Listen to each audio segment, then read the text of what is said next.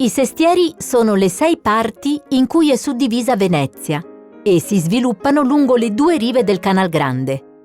A sud, partendo da Piazzale Roma, si incontrano Santa Croce, San Polo e Dorsoduro. A nord, dalla stazione ferroviaria, ci sono Cannaregio, San Marco e Castello.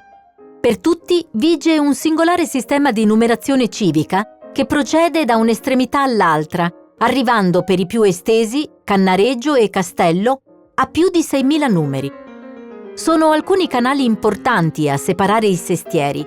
Per questo sui ponti che li scavalcano si vedono su riquadri bianchi i famosi ninzioleti, cioè lenzuolini, delle scritte che avvertono del passaggio dall'uno all'altro. Ultimo numero di Castello e dall'altra parte del ponte primo numero di Cannaregio, per fare un esempio. Ogni sestiere ha le sue peculiarità.